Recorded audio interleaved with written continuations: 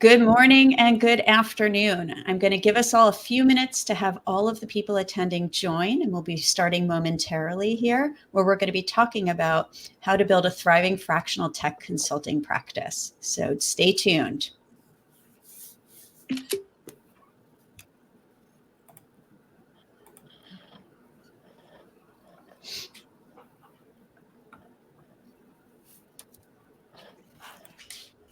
All right.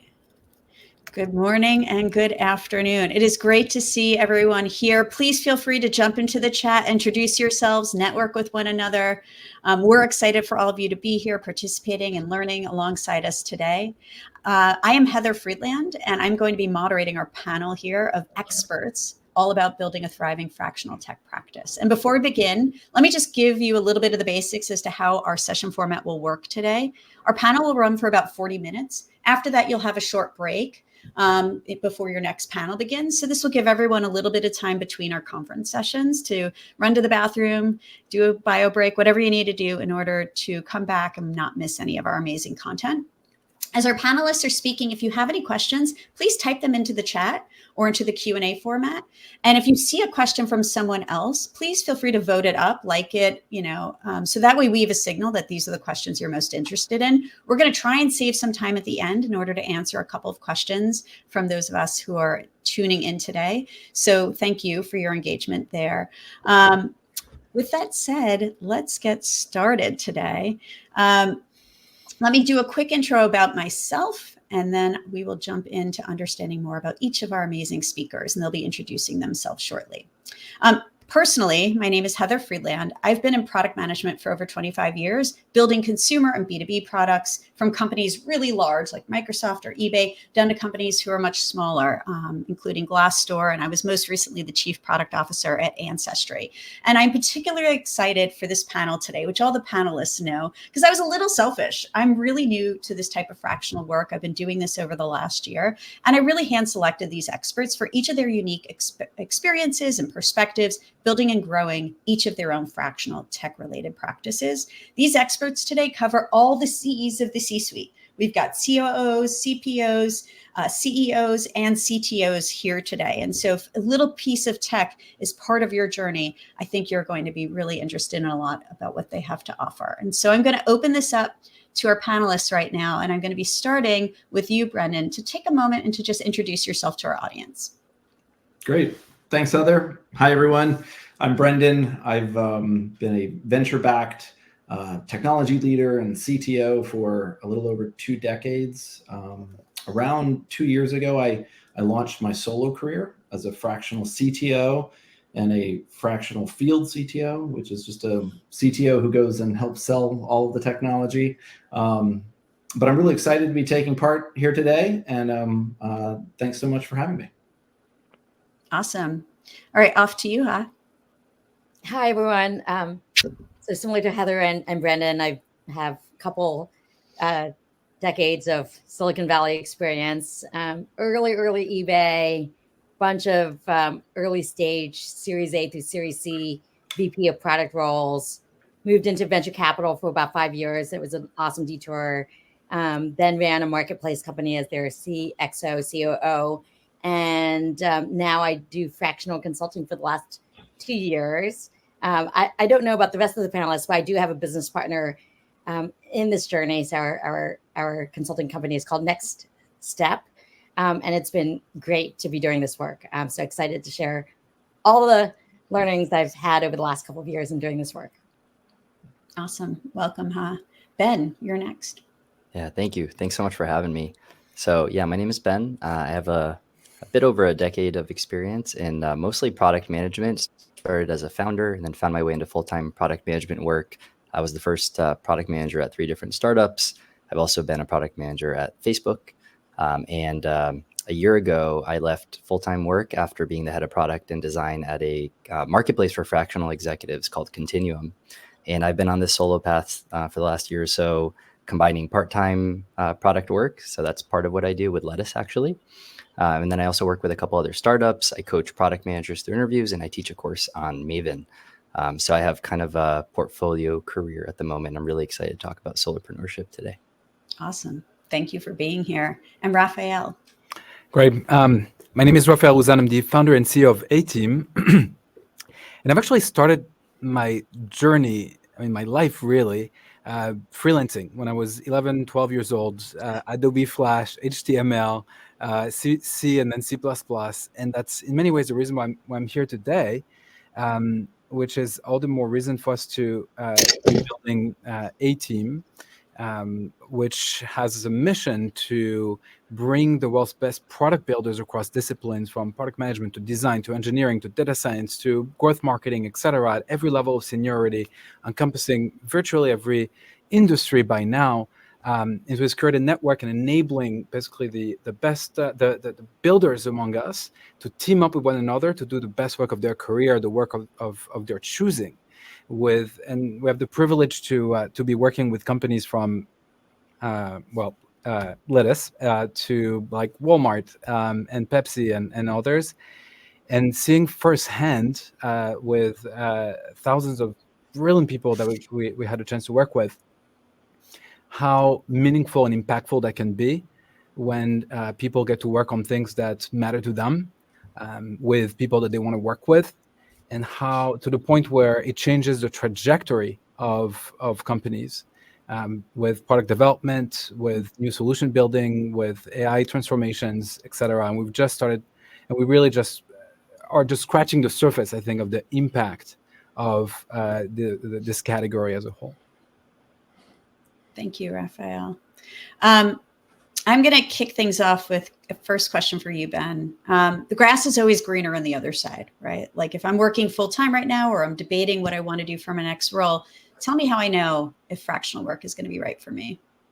Yeah, it's a good question, and one that I think all of us who ended up in this line of work probably asked ourselves at some point before jumping in. It's a flavor of is entrepreneurship in general good for me, right? Or is it a right fit for me? And I think that based on everything I've learned about the people who are thriving in their solopreneur journey or fractional journey, as well as my own experience, I think that everyone generally gets a good feel for whether it's for them within the first 3 to 6 months. So I'd say if you can try it, that's always the best. The best bet is to just make the leap. Or if you're between roles and you're not sure whether you should do it, maybe just like refocus from interviewing to to trying to do your own solopreneur and fractional work for a while and see how it feels. But I would say at a high level, the kinds of things that should sound exciting to you, to make this path viable or successful in my mind, include a combination of a desire to hustle. And hustle culture, I think, is important in solopreneurship. I think you have to work around the clock. You have to drum up your own business. If you don't do it, it doesn't get done. And it doesn't really have the same kind of economics as venture-backed companies where you're going to go sell investors on giving you $2-3 million, hire a bunch of people and start making things work. You inherently have to bootstrap it, right? So you have to make something people want. They don't know about you unless you tell them about yourself. So you are the product, and you have to get really excited about marketing yourself and getting your message out there and really iterating on that story with different audiences until you can find where the market is pulling you and where there's a Venn diagram overlap between what you're really excited to do, what the market values, and what you're good at. And I think if you could find that Venn diagram overlap and put a price point on it that makes it viable for you, then I think you're probably off to the races. But you have to be excited about that journey and that process. Love that. Brendan, actually, yeah, we'll go to you, Brendan. A benefit I often hear about fractional work is that you get to choose who you work with and what you work on. Any key learnings you can share with us today? Yeah, sure. One of the reasons I launched my solo career was for that very reason. As a CTO working at a very busy post-Series A startup, you don't have a lot of time to sit around and try to figure out generative AI and all of the new things that were transforming the industry, like sort of underneath my feet.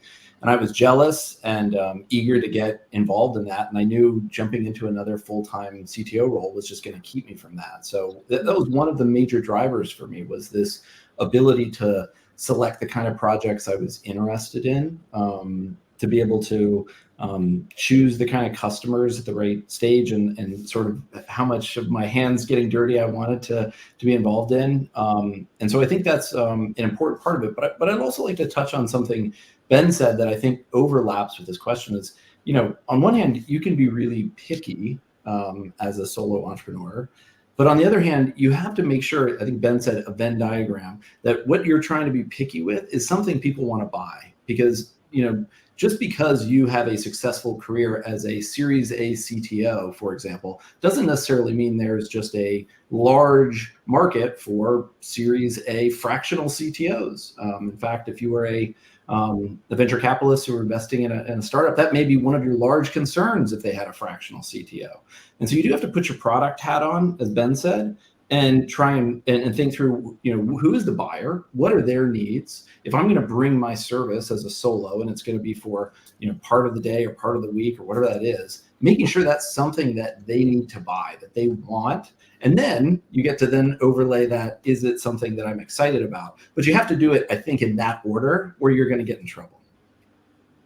I really love that, thinking more about how do I think of myself as a product, right? I'm a PM, but usually I'm building other products. So how do I transition that thinking to me being the product and then figure out that kind of fit or that product market fit for what it is I have to offer in a way that's going to, deliver real value for what potential clients might need and want. So that really hits a sweet spot for me. Does anybody else want to add on to that before we keep going? All right. You know this already, but you were the first person I ever saw use this term fractional in my LinkedIn feed. And I was like, what is this fractional thing? And this was years ago, right? And so when you thought about starting out as a fractional, where did you start and how did you find clients and work? Were there things where you had to juggle multiple things at once? And how did you think about that juggle? Any tips you can share with our audience today?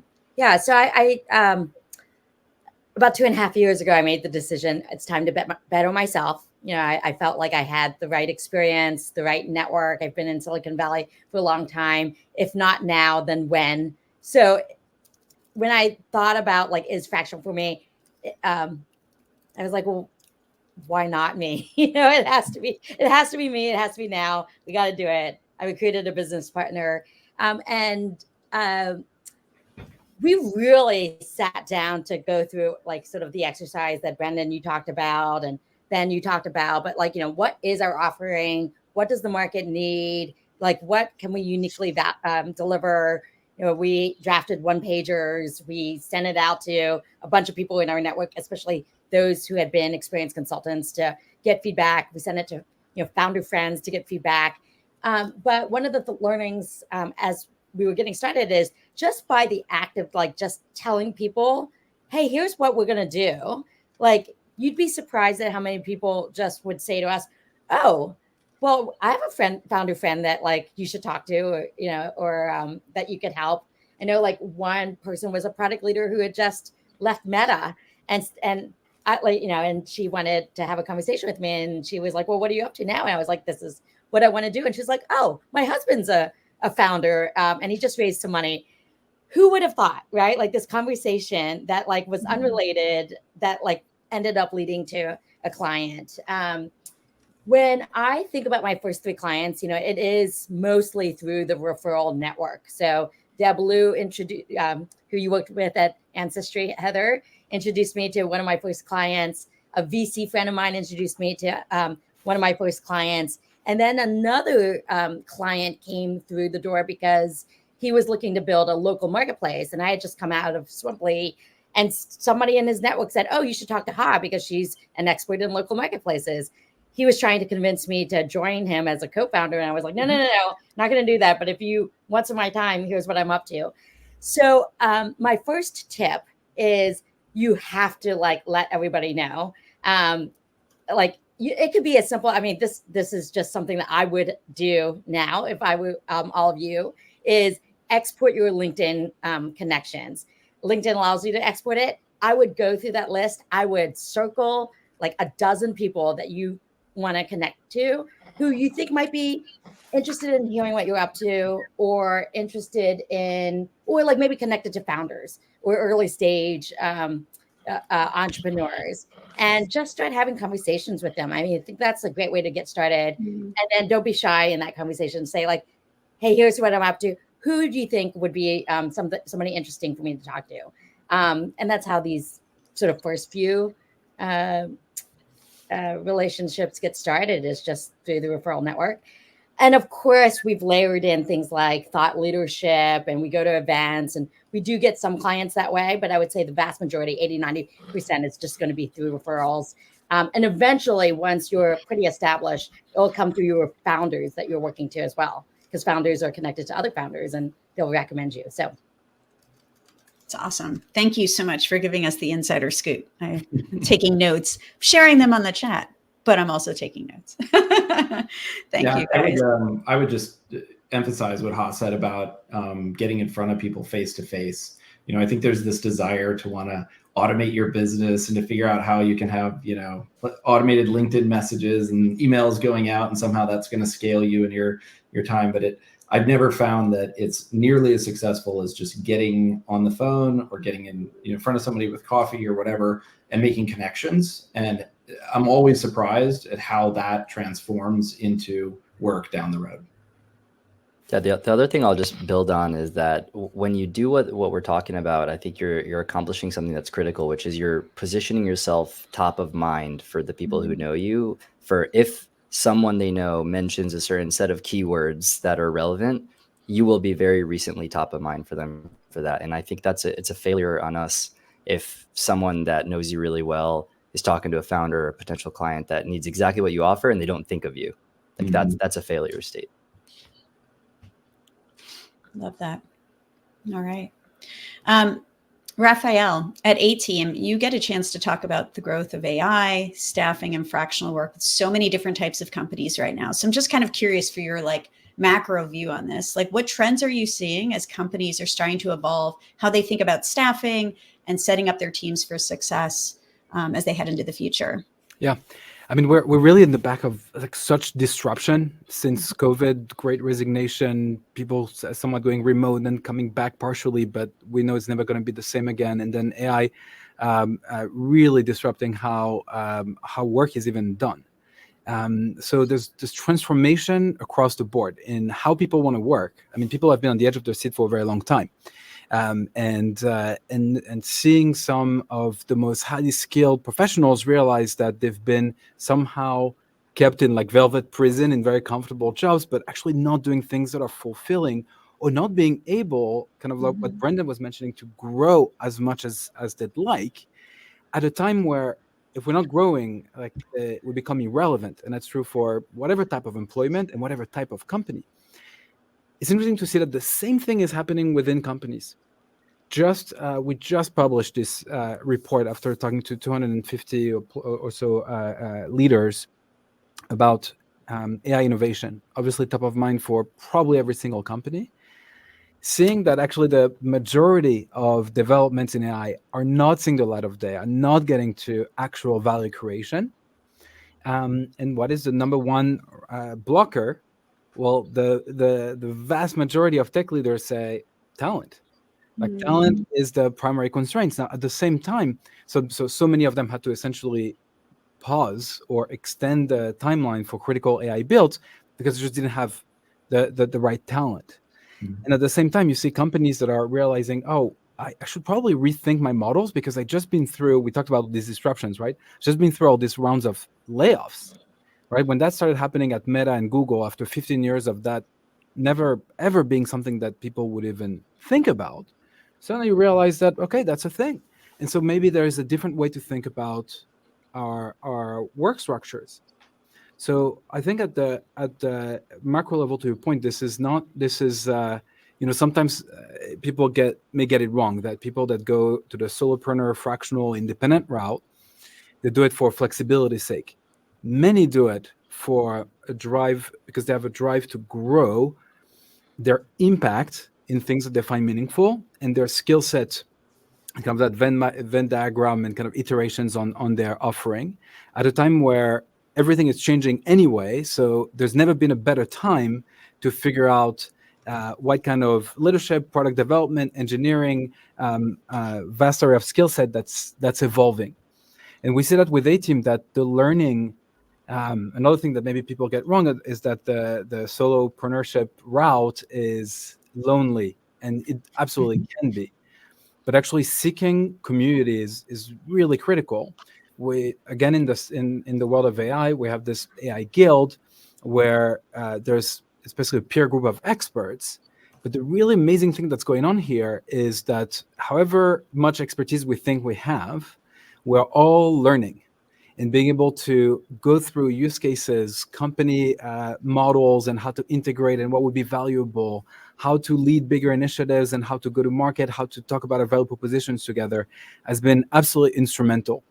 So, so we're seeing change right now. We're seeing a lot of change, and in many ways, the safer route may not actually be to stay as employee number 1,300 in whatever department, but to take the high road early and figure out what does that future of how companies build and how people work looking like. What I love about that, it reminds me of what Brendan was saying before about, when you're working full time as an operator, your job is to surface the needs of the product and the business that you are working full time at. And when you are a freelancer, you're doing this work fractionally, you have the time, you can manage your own time, whether that's on a particular client's project or it's just your own time you're using as in between time other projects to grow and learn. And one of the things I've also been spending a lot of time with, Brendan, has been AI, right? Which we did a little bit in my last job. We were launching some new generative AI projects, but I can do so much more of it now because I actually have the time and the space to think and be strategic as to how I want to think about learning and leveraging it. And to your point, Raphael, I've not yet plugged into a community, but I have been listening to podcasts. Ben Erez, you published a great podcast recently, actually on AI product development. And I listened to it just last week and I was like, oh, I'm going to use a few of these new tips and tricks.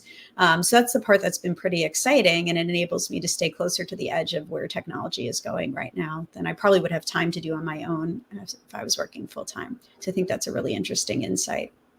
I also think, this is an exceptional time to be launching a solo career and being a solo entrepreneur, because generative AI and AI solutions around you, I've become a lot more effective at the things I do day to day because of them. I get a giant RFP for one of my clients and I can analyze that and respond to it much faster than I could have years ago.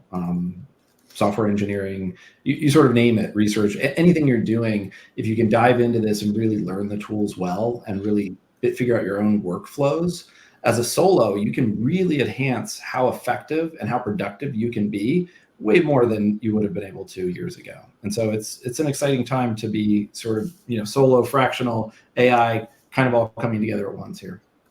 If I can add to this, we talked earlier about reframing, kind of putting a product hat on and figuring out what is a value prop. In many ways, that's what every worker at every level will have to do in some future, whether short-term or longer-term, depending on the different roles. And surprisingly, it's not the one that we expected. Knowledge work, primary target, those type of things. There is a relationship between agent and AI augmentation and human workers that is still TBD. But something that really is showing is that we have the ability to your point, Brendan, have almost like armies of little AI minions that can do things for us, which means that we become more managers, more leaders, more having to figure out the path to value, which is exactly the recipe, the kind of necessary ingredient of solopreneurship. Because we're not just an employee being handed a to-do list of like, please do this. We're coming to a company and saying like, we can do this for you. And that's why it's valuable. Yeah. So in a way, the muscles that we train, right, make us in some way future-proof with AI augmentation. Mm-hmm.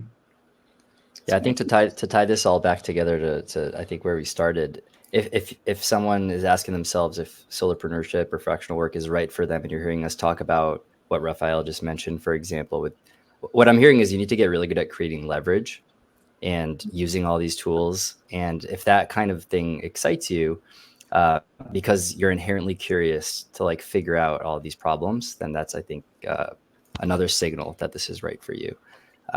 I think another thing is that if you get more excited about following your own curiosity versus what someone else asks you to look into, that's another signal that this path might be better. Love those. And +1 to the creating leverage, right? You're a party of one. Like I used to have amazing team members who were super smart around me who could help divide and conquer on various projects. Like now it's me. So I have to be really scrappy about how I think about managing my time and balancing my work. It's a totally different set of challenges, but it's fun. And the benefit for me personally is like every day I'm like learning and growing and pushing myself to do something new. And that part's been really exciting for me personally. Brendan, I'm going to hand off to you. A benefit I often hear about with fractional work, and this I've been experiencing a little bit of myself, is that you can start to choose who you work with and what you work on. So do you have any like feedback or ideas that you can share with us as to what you've learned around how you think about, picking projects that are the right fit? Yeah, I mean, I would just say one thing is I think when I talk to other fractionals, and I experience this myself as well, is that there's not this huge amount of projects waiting for fractionals out there where you get to sort of pick and choose and find this great set of things to work on that fit exactly with how you want to grow it. In fact, I hear the opposite. A lot of fractionals are eager to find work. They want to figure out where are those projects, where are those opportunities. And so I think in some ways this question is a little hard to answer because I think it's sort of rare air when you get to be at a place where you can get picky. But I would say that the amazing thing about being a fractional and a solo is, as you said earlier, Heather, is that you have the time to be creative. And so, sometimes that's saying no to projects that maybe would, be a little bit better for your balance sheet, but you realize it's going to be a real drag for you. And you can focus on some of the things that you want to do to grow yourself and therefore your business, and then maybe go after new and better opportunities. That's something you don't always get to decide. And usually you don't get to decide when you have a full-time role. Usually those things are just kind of hoisted on you. The priorities are the priorities, and you've got your role to play. But as a fractional, you really do get to sit in there and make some of these trade-offs, which are not always easy trade-offs to make, of course, when we're talking about finances and money coming in the door. But that's an empowering feeling. And I think that's something that if you're okay with the risk tolerance, it's a great it's a great addition to sort of the I think we're saying the term portfolio, but it creates this sort of portfolio mentality to your work, which is wonderful. I'm gonna add to that. So Brennan, I think you hit on something that was really interesting and insightful in that it's not that there are job specs out there saying, I'm looking for a fractional consultant. Like that never happens. So you, in this business, you create your own opportunities. So you are basically pitching yourself and why, like what a founder's needs and problems are that they're looking to solve is, not just maybe right for fractional, but it's you. Like it's you that can uniquely deliver, a solution that, that basically fixes their pain, right? And unfortunately, you're just not available to hire full time. It's like that's just not what you do. But you can still get a lot done in a fraction of the time. And you can give all these different reasons why you can get, the experience, the pattern matching, the fact that like you don't need to get pulled into recurring meetings or have to manage people or whatever it might be. But you are really there. I mean, Ben, what you were saying before, it's hustle. You are selling yourself. So there is nowhere where you can go to figure out, what founders are hiring fractionally. You just have to get in founders, however you do that, listen to their top problems and show them how you can help. And, and then, the way for them to start working with you is fractionally. So. I would say if I can add something on the people you work with, working in teams. So even if we don't always get to choose every single person at the company that we integrate with for the time of a project, being able to do a project. I remember, with the first A-Team we ever launched, like one of the A-Teamers told me, like, I love at A-Team the sense of community. And I was like, what community? We're like 80 people, like we're so tiny back then. And he's like, yeah, just being on the team with other people around me. And I was like, Oh yeah, right. Absolutely. That's amazing. So seeking, the project-centric work where you need people around you that have different skill set, where you have to learn with each other and so on, create a cadence, creates something really valuable that sometimes we may miss in the fractional/solo path. It's true. I find that I reach out to friends who are also doing this work just to like swap notes, right? Like, what are you learning? What are you working on? That actually turns into referrals often. Like, I've been pulled into projects with them and I've referred projects that were not a fit for me or that needed more of their skill set to them. And so that's kind of the beauty, though I don't have any formal structured network around that. So I'm curious if any of you have tips or tricks for how you think about building community. It sounds like A-Team provides a little bit of that within the product itself. And the nature of how you very guys much what A-Team is about. Yeah. Yeah, I have a small referral network. Me and my business partner focus a lot on strategy, ops, biz ops, and growth, but I don't do product anymore. So so I have a couple of product folks that I always send, work to, and if they end up landing the business, they share 10% with us. But I also have a fractional CFO, I have a fractional HR person, I have a fractional growth person. But I'm not I'm not planning on building a marketplace around fractionals. It's actually a very, very small referral network that we all get to know each other well over time, so that we know like who to send what to. But also it's a little bit of a community in that, like, we'll hop on a Zoom call every month or every other month, and we'll just talk about trends or what we're learning, what we're seeing. Like the last, the call that we just did a week ago was about like, how are we leveraging AI in our client work? And one of the things I've learned is I'm way under, I'm using AI all the time to write proposals and to write that might help me with my thought leadership, but I am way underutilizing it relative to, sort of my network and how they're using AI in their client work. So it was great to learn from them. And we have these, regular calls together. So awesome.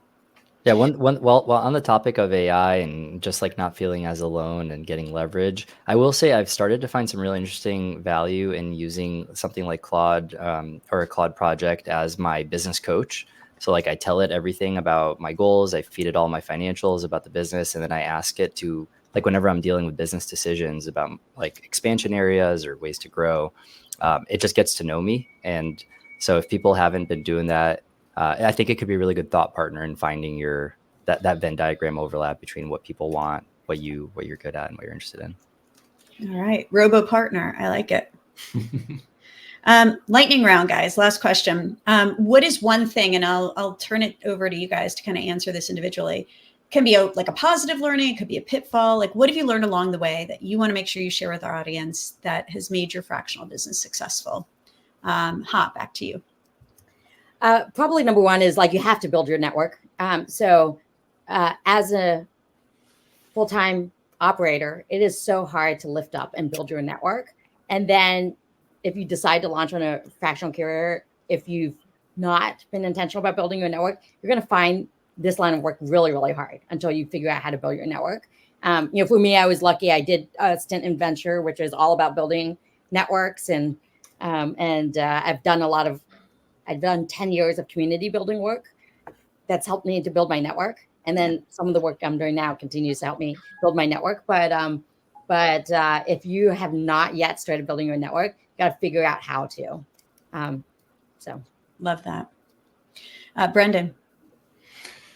Yeah, I would echo what Ha said about, if you don't know 5 to 10 people that you want to immediately reach out to say you're launching this thing that could potentially be customers for you, you may want to rethink whether or not, fractional is right, because you need to be able to launch those first clients from your network. But I'd also say, sort of with that, is just resist the urge to do things to automate your business. I talked about this earlier, but there's going to be like 100 people on LinkedIn who are trying to sell you on, some new B2B automation tool, or they're going to be coming into your DMs telling you that they've got a service where they can find you clients.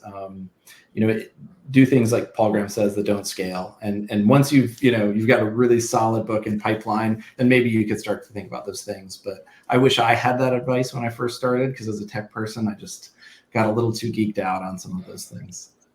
I like that. Thank you. Raphael. Yeah, and to that point about the work and not knowing necessarily people, like there's oftentimes a disconnect. Like some of the most highly skilled professionals that definitely do not excel in business development, and that's totally fine.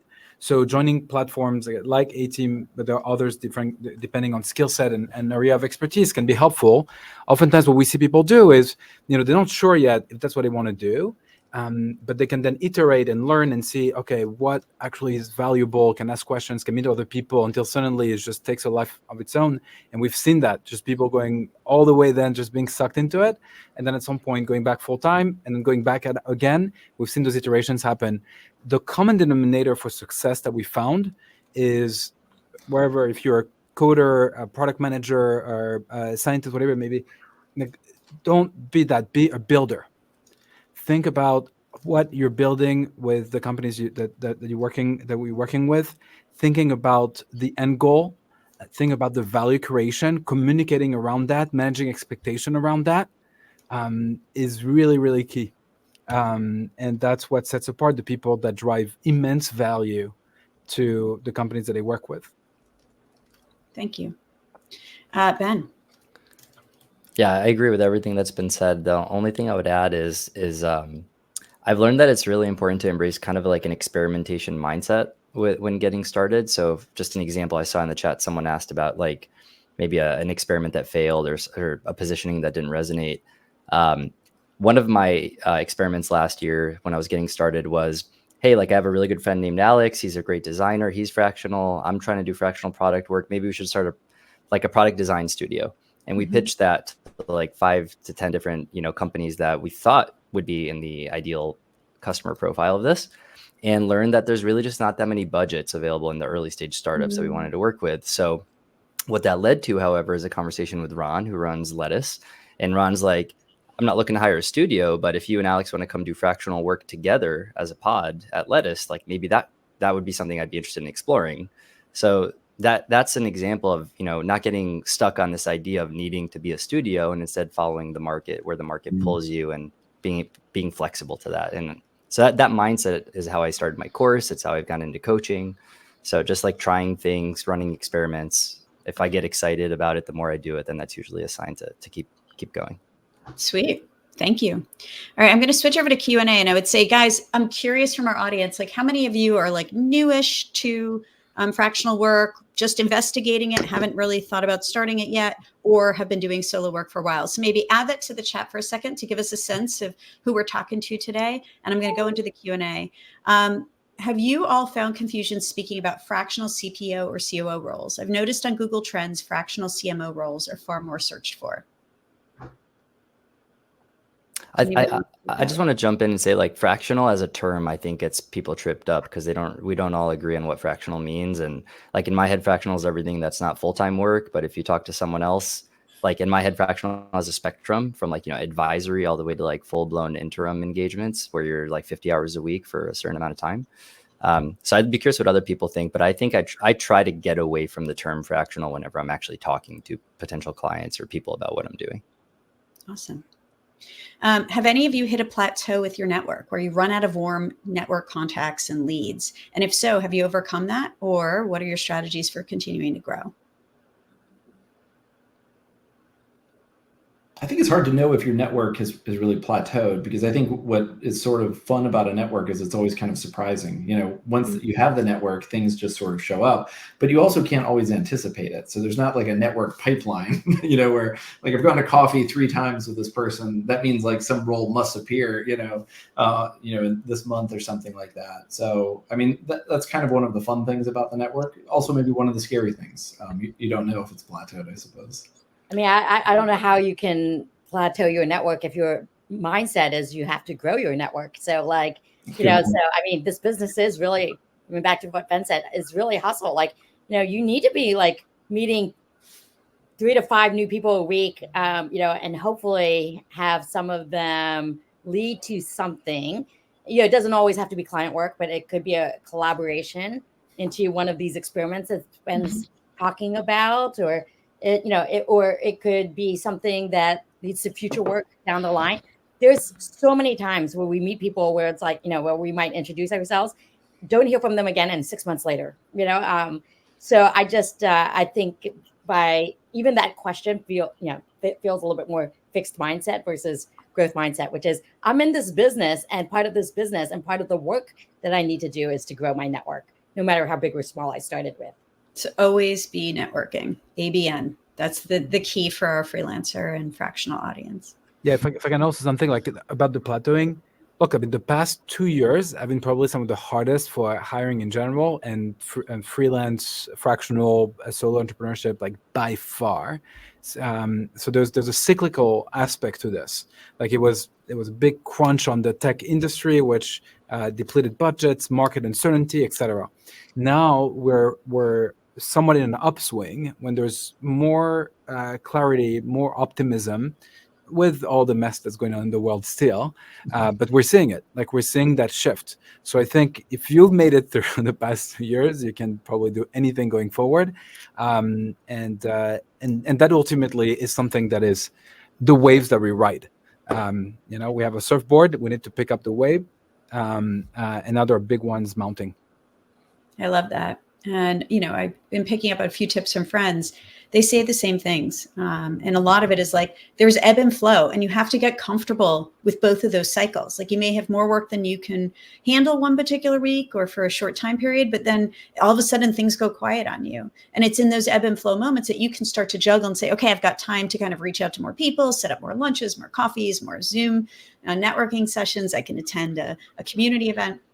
Right. And so you have to always be planning and juggling for those up and down moments too. I think that's really critical. Yeah. Heather, one of the analogies I use a lot with people that seems to resonate is the idea that you're always planting seeds. Mm-hmm. So you're kind of gardening, and every LinkedIn post, every coffee meeting, every email you send is a little seed that you're planting. And then as long as you put enough sunshine and water on those, then there's a little bit of a leap of faith that things will just work.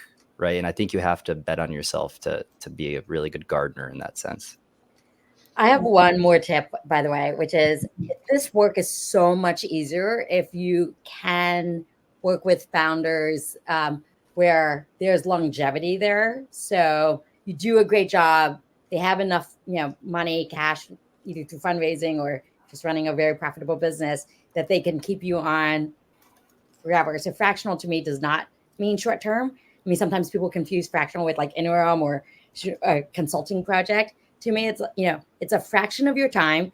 It could be 1 day a week, actually, but it could also be 4.5, 5 days a week. It's a fraction of your time that they're getting. But if you're doing a great job, like why would not these relationships not last, years? So I have at least 2 of the 3 clients that I started with. Like I'm still working with them today, and so it makes it easier when. You do talk to other folks, and I can say, like, I don't have any capacity right now, but work with my business partner, or I have a fractional referral network, and I can send you the best biz dev person or the best, HR person or whatever it is. So just that's something to keep in mind, which is at the end of the day, for you to be successful, you have to do excellent client work where they just see you as an integral part of the team. You're driving to outcomes. Like they can't run their business without you. But you have the flexibility of set your own terms and say no and set boundaries and stuff. So that's the beauty of this work too. I love that. And I'm going to end on that note. So assuming you're all feeling this session that we had today, please thank our panelists. I love seeing everybody's responses. We've got such a wide variety of people, early days, curious, not quite sure if this is right for them. They came here to learn. Thank you guys for fulfilling that. To experts who've been doing this for 12, 20 plus years, and everything in between. And so thank you so much for sharing your insights with me, with all of us. This has been such a great use of time today. And I see all the hand claps and the love going on from our audience. So thank you guys. Assuming you're still feeling that you want to learn more, even after our session today, a couple quick things. Number one, this session was recorded. It will be available after the session by just going back to the Solo Summit website, and you'll see a link to kind of review the recording. So please feel free to share it with friends who you think will be learning from us too. And at Lettuce, we'll be serving up the Solo Challenge, which is a new offering that we're launching starting March 3rd. You'll get daily action steps and practical tools to implement everything you've learned about here at the summit. So visit lettuce.co/challenge to sign up. And thank you again to our audience. Thank you again for being so engaged. And thank you to our panelists for bringing all of your knowledge and experience to all of us today. Looking forward to hearing more from you and connecting further with all of you on LinkedIn. You know how to find me, Heather Friedland. And thank you again. Let us have a really wonderful afternoon. Take care, guys. Bye-bye. Thank you, everyone. Thank you. Everyone.